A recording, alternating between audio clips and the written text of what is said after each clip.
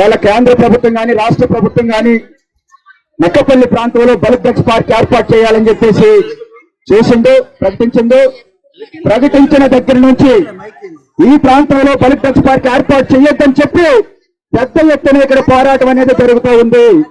దీన్ని మీరు ముందుగా గమనించాలని చెప్పి ఈ సందర్భంగా మిమ్మల్ని కోరుతా ఉన్నాం. అదేవిధంగా రాజీపేటలో పలు రూపాల్లో పెద్ద ఎత్తున ఇక్కడ నిరసన తెలియజేయడం జరిగింది. అది పత్రికల ద్వారా తమరు చూసుంటారని చెప్పేసి మేము అనుకుంటా ఉన్నాం. అదేవిధంగా ఆగస్టు 6వ తేదీన ఎక్కడైతే బల్క్ డ్రగ్స్ పార్క్ ఏర్పాటు చేస్తారో ఆ ప్రదేశంలో కాకుండా నక్కపల్లిలో ప్రజాభిప్రాయ సేకరణ పెట్టారు. ఆ రోజు జరిగినటువంటి ప్రజాభిప్రాయ సేకరణలో వందలాది మంది మత్స్యకారులు, రైతులు, మహిళలు పాల్గొని ఈ ప్రాంతంలో మా ప్రాణాలు తీసే బల్క్ డ్రగ్స్ కంపెనీ తగ్గొద్దని చెప్పి పెద్ద ఎత్తున పోరాడినటువంటి సంగతి మీకు తెలిసిందని చెప్పి ఈ సందర్భంగా తెలియజేస్తా ఉన్నాను. అదేవిధంగా ప్రధానమంత్రి గారు, రాష్ట్ర ముఖ్యమంత్రి గారు, రాష్ట్ర ఉప ముఖ్యమంత్రి గారు 2025 జనవరి 8వ తేదీన విశాఖపట్నం నుంచి వర్చువల్ గా ఇనాగ్రేషన్ చేసినప్పుడు ఈ రాజీపేట గ్రామంలో పెద్ద ఎత్తున మత్స్యకారులందరూ కూడా పోరాటం చేశారు. ఈ చుట్టూ ఉన్నటువంటి గ్రామాల్లో రైతులు కూడా నల్ల రబ్బలు కట్టుకుని కంచాలతో పెద్ద ఎత్తున పోరాటం చేశారు. ఈ ప్రాంతంలో బల్క్ డ్రగ్స్ పెట్టని చెప్పి ఈ విషయాన్ని మీరు గమనించాలని చెప్పి సందర్భంగా తెలియజేస్తా ఉన్నాను. అదేవిధంగా ఎక్కడైనా కంపెనీ పెట్టాలంటే పూర్తి స్థాయిలో భూసేకరణ జరగాలి. కానీ ప్రభుత్వం 1270 ఎకరాలు బల్క్ డ్రగ్స్ పార్క్ కేటాయించింది.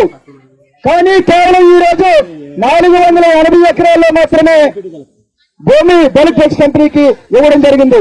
ఇంకా సుమారుగా 816 ఎకరాల భూమి సేకరించాలి. దండవాక, పెదతీనర్ల, చిన్నతీనర్ల, సిహెచ్ఎల్పురం, జానకీపేట, ఉప్పుమాక, ఎందర్సపురం, ఎస్రాయివరం మండలం, కుర్రాజపేట ఈ గ్రామాల రైతులెవరు కూడా బల్క్ డ్రగ్స్ పార్క్ కి భూములు వేయడానికి సిద్ధంగా లేరు. ఆ విషయాన్ని కూడా మీరు పరిగణలో తీసుకోవాలని చెప్పేసి ఈ సందర్భంగా చెప్తా ఉన్నాం. అలాగే కేంద్ర పర్యావరణ అటవీ మంత్రిత్వ శాఖ అనుమతులు నేటి వరకు కూడా ఇక్కడ బల్క్ డ్రగ్స్ పార్క్ పెట్టడానికి అనుమతులు లేవు.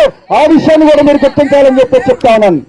అదేవిధంగా ఎక్కడైనా పరిశ్రమలు పెట్టాలంటే పూర్తి స్థాయిలో భూములు తీసుకోవాలి, ప్రజల యొక్క అభిప్రాయాలు తీసుకోవాలి, గ్రామ సభలు పెట్టాలి.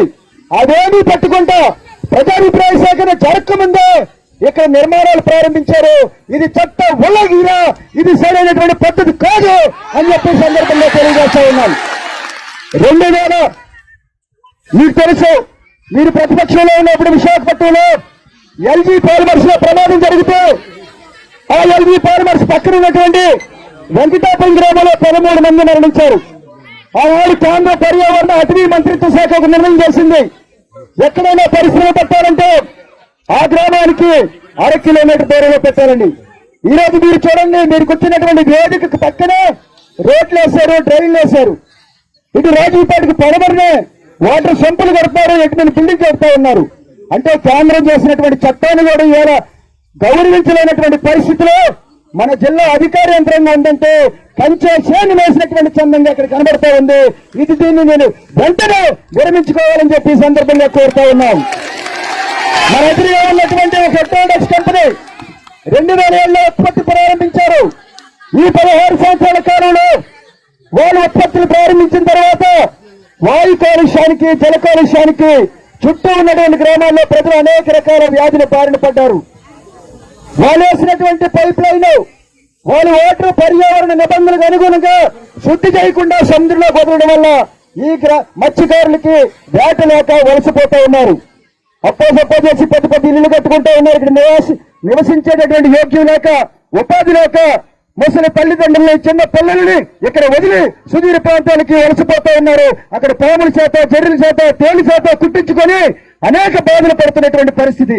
దానికి కారణం ఎవరు? ఎట్రోడక్స్ మందుల కంపెనీ.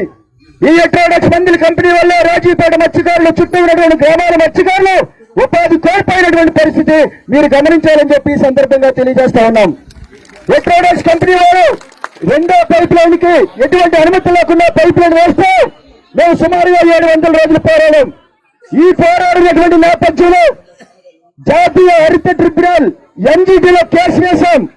వాళ్ళు 2023 మార్చి 29-30 తేదీల్లో ఒక హై లెవెల్ కమిటీ పంపించారు.